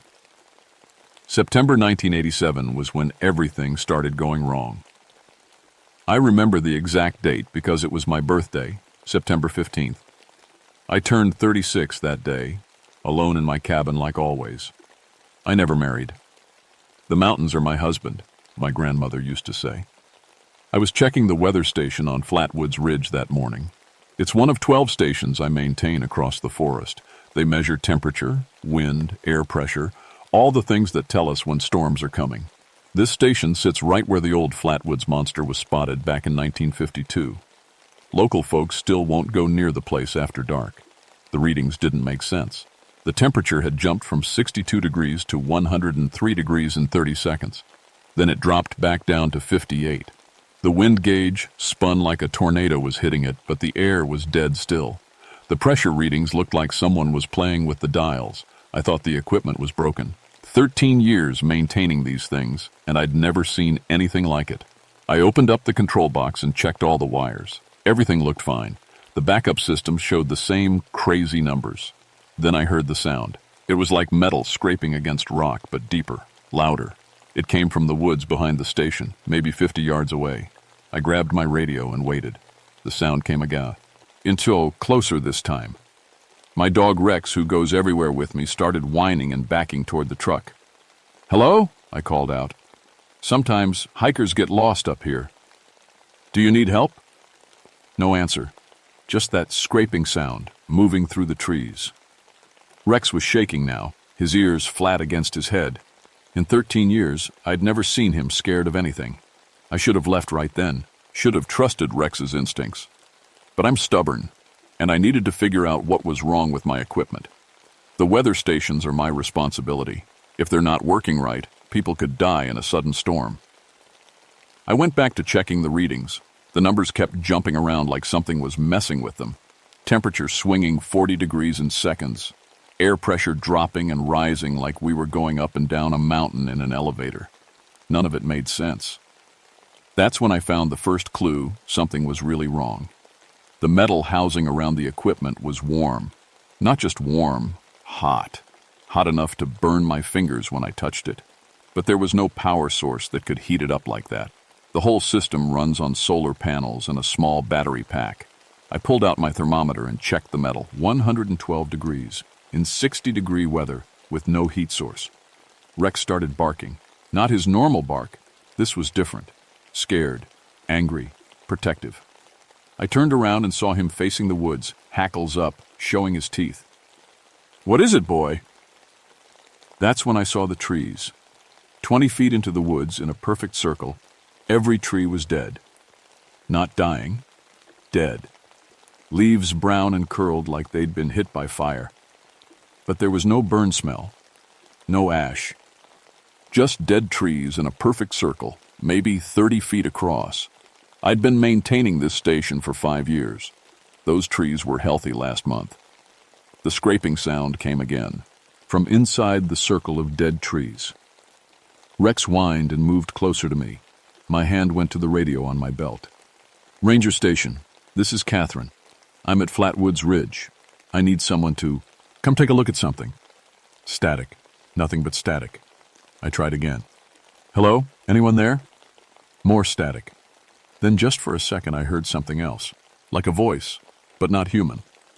Speaking words I didn't understand. I packed up my tools fast. The equipment readings were still going crazy, jumping between impossible numbers. The metal was getting hotter. Rex was barking non-stop now, backing toward the truck. As we drove away, I looked in my rearview mirror. For just a second, I thought I saw something green glowing in those dead trees. Something tall, something that didn't belong. I told myself it was just sunlight hitting the leaves wrong. But Rex didn't stop shaking until we were 5 miles away. That night, I called my supervisor to report the equipment problems. Tom Bradley had been running the ranger station for 20 years. He'd seen everything these mountains had to offer. "Catherine, you sound worried," he said. "What's really going on up there?" "I don't know, Tom. Something's wrong with the whole area. The trees are dying. The equipment's going haywire. And there's this sound." "What kind of sound?" I tried to describe it, but words didn't work. How do you explain metal scraping rock when there's no metal and no rock? How do you tell someone about a sound that makes your bones feel cold? "Maybe you should take a few days off," Tom said. "You've been working too hard." But I knew it wasn't stress. 13 years in these mountains had taught me the difference between imagination and reality. This was real. Something was happening on Flatwoods Ridge, something that had killed 20 trees in a perfect circle, something that made my weather equipment record impossible readings, something that scared Rex more than bears or storms or anything else we'd ever faced in these woods. I just didn't know what it was yet. The next morning I drove back to Flatwoods Ridge with new equipment. If something was causing electromagnetic interference, I needed to document it properly. I brought my Geiger counter, extra radio batteries, and a camera. Rex refused to get in the truck. First time in 8 years, he didn't want to come to work with me. The weather station looked normal from a distance. Same metal tower, same solar panels, same small building housing the computers. But as I got closer, I could see the damage. The dead trees had spread. What was a 30-foot circle yesterday was now 50 feet across. Every plant inside that circle was brown and withered. Even the grass looked burned, though there was still no smell of fire. I set up my Geiger counter first. The needle jumped immediately. Not dangerous levels, but definitely higher than normal background radiation. It got stronger as I moved toward the dead trees. The weather equipment was still recording crazy numbers, temperature swinging from freezing to boiling, air pressure readings that would mean we were on top of Mount Everest 1 second, and at the bottom of the ocean the next. I started taking pictures. The dead trees, the equipment readings, the perfect circle of destruction. Through the camera lens, I noticed something I'd missed before. The dead trees weren't random. They formed a pattern, like spokes on a wheel, all pointing toward the center of the circle. And at the center, the ground was different, darker, like something had been burned into the earth. I was adjusting my camera settings when I heard footsteps. Someone was walking toward me through the woods, heavy steps, crunching through dead leaves. I looked up, expecting to see another ranger or maybe a lost hiker. "Hello?" I called. "I'm Ranger Stormcrow. This area is temporarily closed for equipment maintenance." The footsteps stopped. I waited for an answer, camera ready. The woods were completely quiet.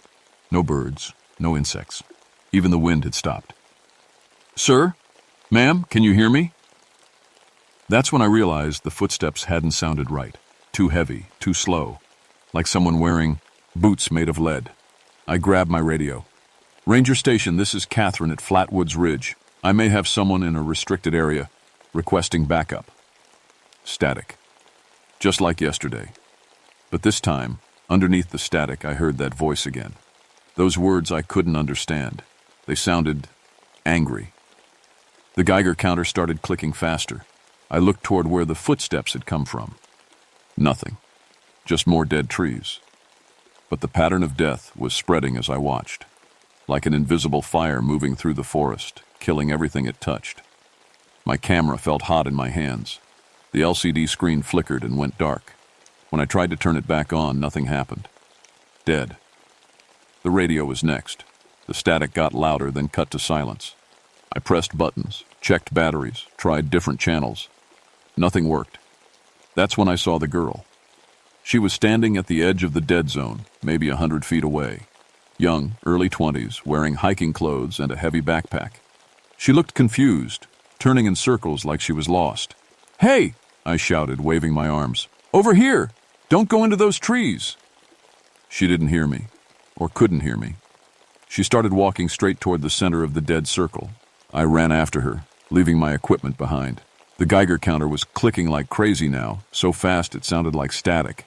But I couldn't let her walk into whatever was killing the trees. Stop! Don't go in there! She was maybe 50 feet ahead of me, moving slowly but steadily toward the center of the circle. I could see her face now. Amanda Foster, according to the ID in the missing person report I'd read last week. 24 years old, from Pittsburgh. Missing for 3 days. Amanda, your family is looking for you. She stopped walking, turned around, looked right at me. Her eyes were completely white. No iris, no pupil. Just white. Oh, like fog. And she was smiling. It's beautiful, she said in a voice that didn't sound human. It wants to show me the stars. Then she turned and walked into the weather station building. I heard the door slam shut, then lock, from the inside. I ran to the building and tried the door, locked tight. I pounded on it. Amanda, open the door. You're in danger. No answer. I pressed my ear to the metal door and listened. Silence. I had a key to the building, but when I tried to unlock it, the key wouldn't turn, like the lock had been welded shut.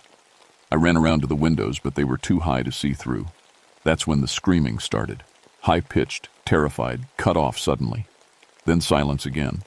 I kicked at the door, threw my shoulder against it. The metal didn't even dent. I grabbed a rock and smashed at the windows, but the glass was reinforced and wouldn't break. After 10 minutes, I gave up and ran back to my truck to get help. But the truck wouldn't start. Turned the key. Nothing. No engine noise, no lights, nothing. Like the battery was completely dead. I was stranded. I walked back to the weather station building, used my backup key on the door. This time it opened easily. Amanda Foster was sitting at the monitoring desk, facing the computer screens. She wasn't moving. Amanda? I touched her shoulder. She fell backward out of the chair.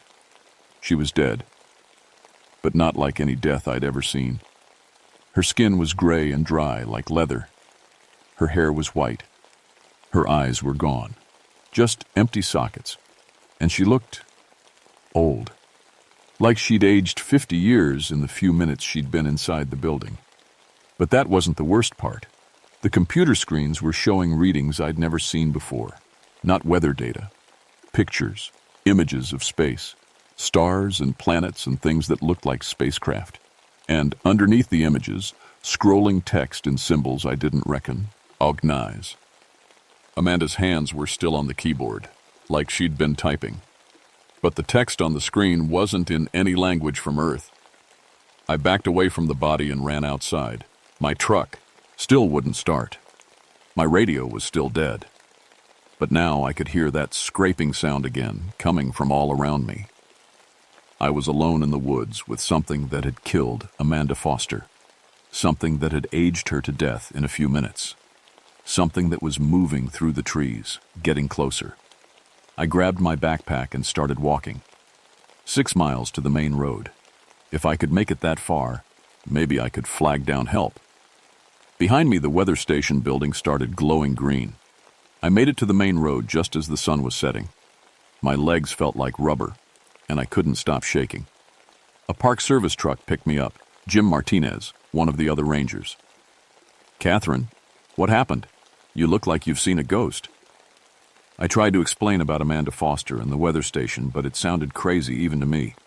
Dead girl in a locked building, computer screens showing alien symbols, equipment that aged a person to death.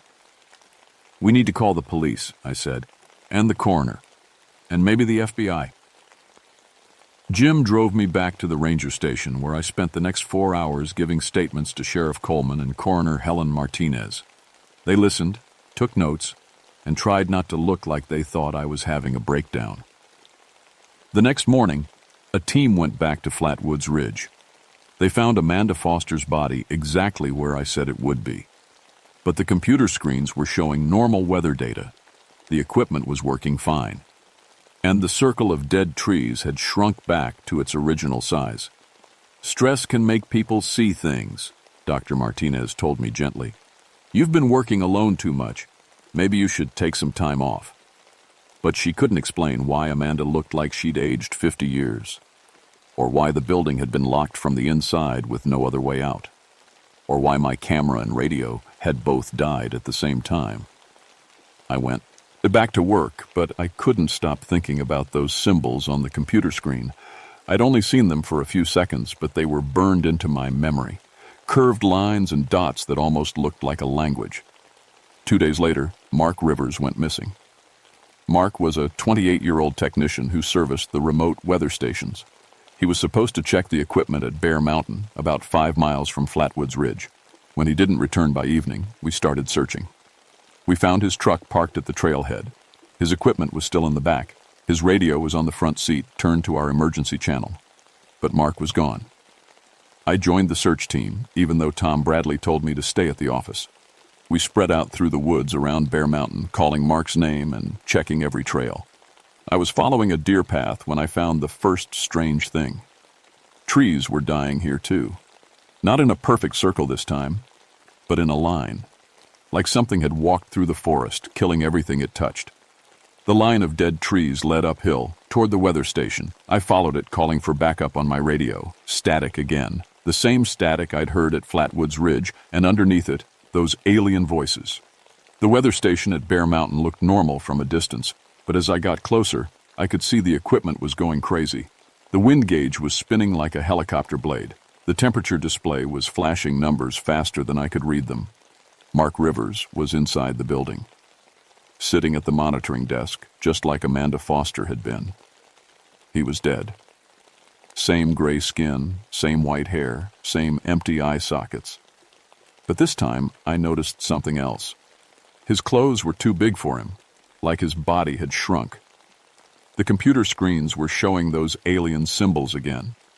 But now there were new ages mixed in, pictures of Earth from space, maps of the local area, and something that looked like a blueprint. I tried to take pictures with my backup camera, but it died as soon as I turned it on. I grabbed a piece of paper and started copying down the symbols by hand. The pen felt hot in my fingers, and the ink kept smearing, but I managed to sketch a few of the shapes. That's when I heard footsteps outside. Heavy, slow steps, just like at Flatwoods Ridge. But this time there was something else. A humming sound, low and deep, like electricity running through power lines.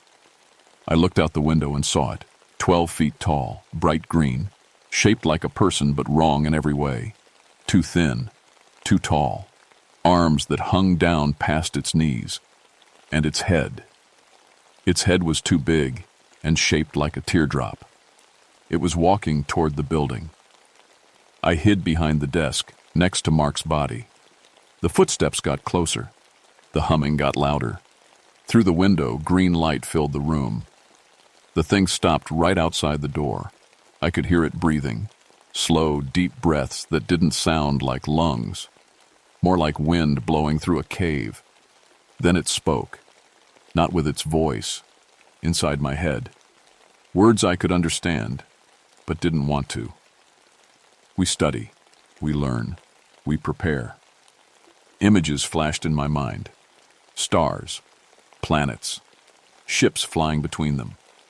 An Earth, marked with symbols I couldn't read. You see truth. You will help. I won't help you kill people, I whispered. Death is learning. Life is learning. All is learning. More images. Laboratories filled with strange equipment. Creatures like the one outside, working with tools I didn't recognize. And humans. Lots of humans. Some alive, some dead, all being studied. Your kind is young. Must understand before contact. Contact with who? Others come. Soon. You will prepare your kind. The green light got brighter. The humming got louder. I could feel something happening to my brain, like the creature was putting things inside my head. Knowledge, pictures, understanding. I saw Earth as the creature saw it, a All world full of primitive beings who thought they were alone in the universe, a species that needed to be studied before first contact with an advanced civilization. You are chosen. You will warn. You will prepare. Why me? You see patterns. You understand change. You will make others understand. The images stopped. The humming faded. When I looked out the window, the creature was gone. But I could still feel it in my head. Its knowledge mixed with mine. I knew things now. Things about the universe that humans weren't supposed to know yet. The creature had been here before, in 1952. Studying. Learning.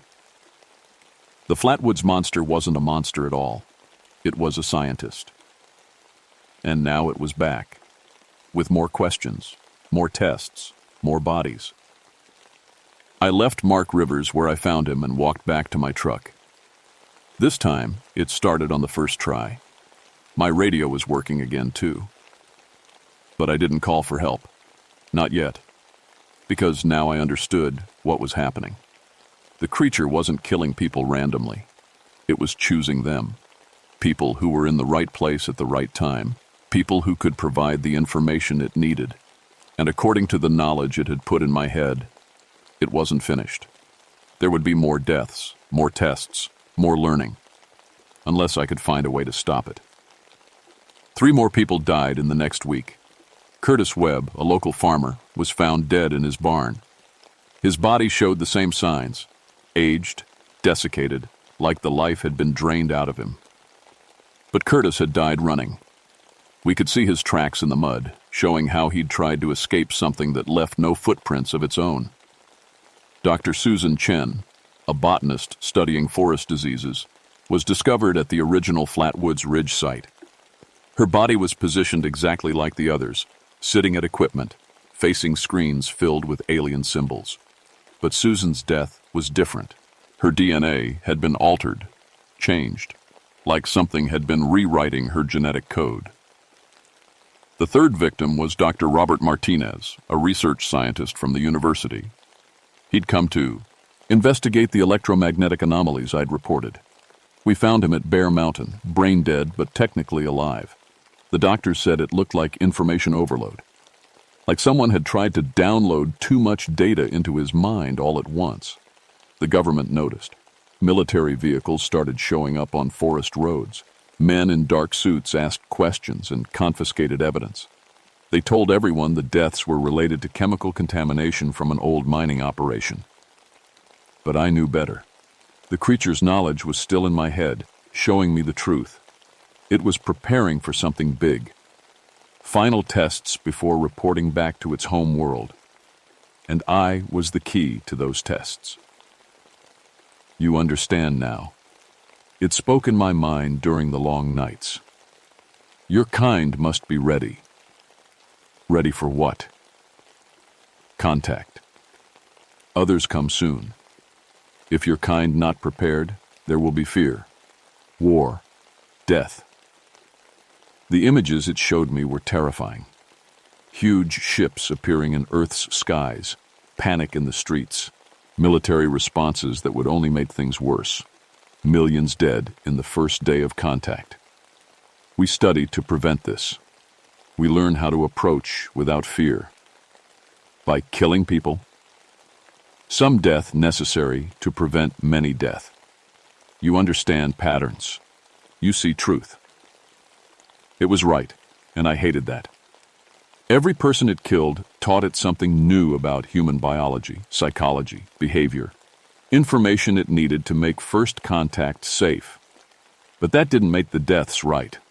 Colonel James Patterson arrived on Thursday with a team of specialists.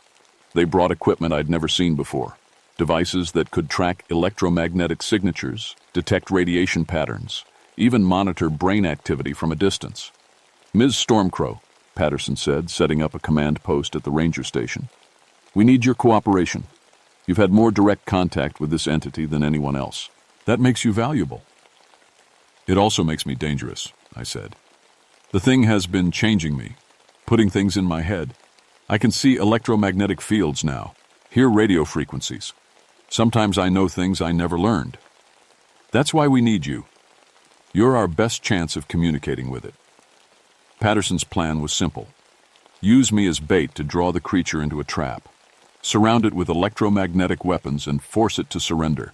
Capture it alive for study. And if your weapons don't work? I asked. They'll work. We've been preparing for this since 1952. That night, Patterson's team set up at Flatwoods Ridge. Sensors, cameras, electromagnetic pulse generators, everything they needed to cage a creature from another world. I sat in the weather station building wearing a wire and surrounded by monitors.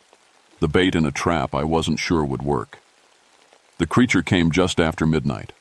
I felt it first, as pressure in my head, like being underwater. The electromagnetic sensors went crazy, detecting energy levels that shouldn't exist in nature. Then it appeared, 12 feet tall, glowing green, moving between the trees like it was floating instead of walking. But this time, it wasn't alone. 3 more creatures emerged from the woods, smaller than the first one, but clearly the same species. They spread out around the clearing, positioning themselves like they knew about the trap. You brought hunters, the first creature said in my mind. They're scared, I said out loud, for the recording equipment.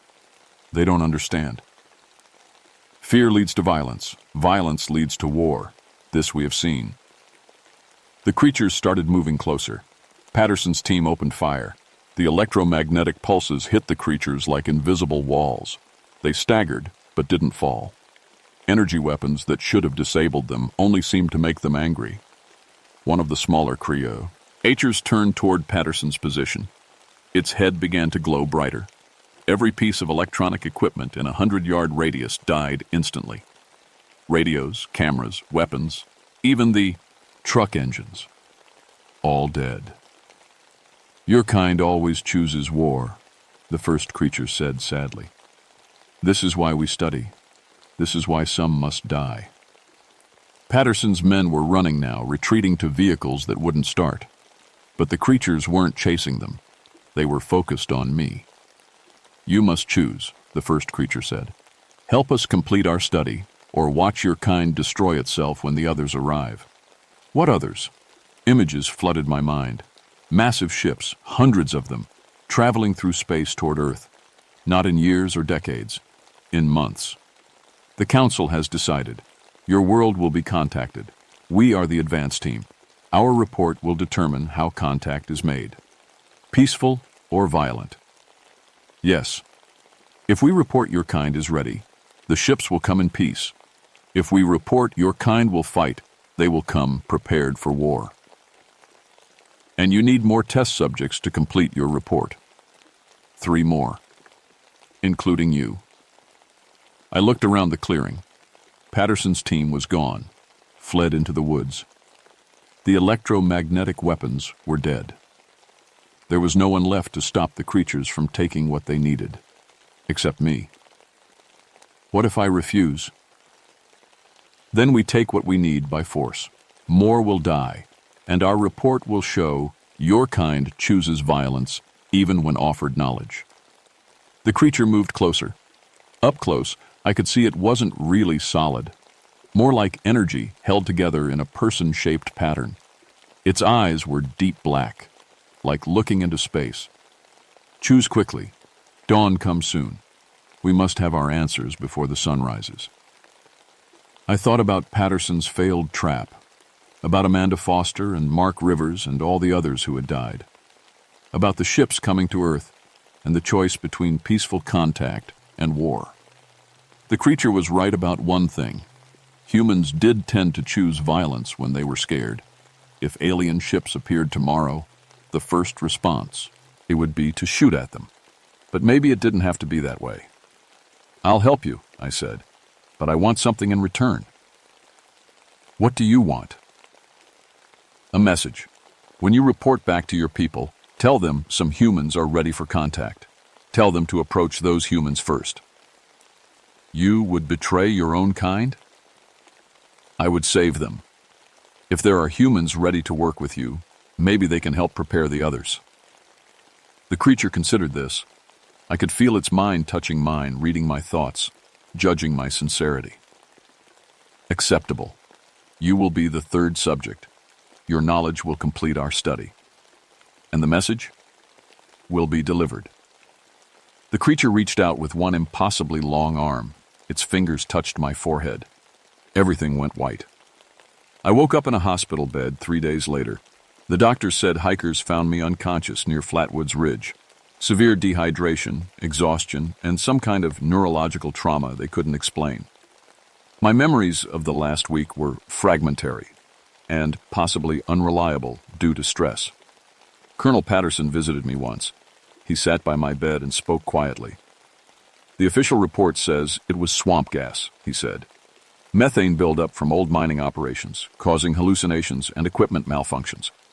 The deaths are being attributed to exposure to toxic chemicals. What about the electromagnetic readings? Solar flare activity, very unusual, but it happens. And the alien symbols on the computer screens? There were no alien symbols, Ranger Stormcrow, just normal weather data corrupted by electromagnetic interference. I nodded and didn't argue. But I knew the truth. The creature had kept its promise. It had taken what it needed from my mind, all my knowledge about human behavior, psychology, culture, and in return, it had left me alive with a message to deliver. The ships were coming. Not this year, maybe not next year, but soon. And when they arrived, some humans would be ready. The creature had been right about something else, too. I was changed. I could see patterns now that other people missed. Energy fields around electronic equipment, electromagnetic signatures from cell towers and radio stations, and sometimes, late at night, I could hear voices speaking in frequencies too high for normal human ears. The voices spoke that alien language the creature had shown me. They were reporting back, sharing information, preparing. I went back to work 2 weeks later. They transferred me to a desk job in Charleston, away from the mountains and the remote weather stations. For my own safety, they said. But I know the real reason. They're afraid of what I might find if I keep looking. I've been keeping records anyway. Electromagnetic anomalies across the country. Missing person reports that don't quite make sense. Equipment failures in remote locations. The pattern is spreading. The creatures aren't gone. They're still here, still studying, still preparing their report. And I'm not the only one they've contacted. Last month, I got a letter with no return address. Inside was a single sheet of paper with symbols I recognized, alien writing that I could somehow read. Others are chosen. Others are ready. When the ships come, look for the light. I keep the letter in my desk drawer, next to my resignation from the Park Service, because I know my real job is just beginning. The government thinks they covered everything up. The public thinks it was just another weird story from the West Virginia mountains. But some of us know the truth. Contact is coming. The question isn't if, but when. And when it happens, I'll be ready to help my fellow humans make the right choice, even if most of them won't listen until it's too late. Sometimes, late at night, I drive back into the mountains, back to places where the pattern shows electromagnetic anomalies, where the trees grow in strange formations and the animals act nervous. I'm not the only one making these trips. Here are others now, people who've seen things they can't explain, people who've been changed by contact with something beyond human understanding. We don't talk about it much. We don't have to. We can recognize each other by the way we scan the sky on clear nights, watching for lights that move too fast or too purposefully to be airplanes. We're waiting. The creatures told me humanity had maybe 5 years to prepare. That was 4 months ago. The clock is ticking, and most people don't even know it exists. But when those ships finally appear in our skies, some of us will be ready to help our species take its next step into the universe, whether the rest of humanity is ready or not. My name is Catherine Stormcrow, and this is what really happened in the Monongahela National Forest in 1987. The beast of Braxton County wasn't a monster, it was a teacher, and the lesson isn't over yet.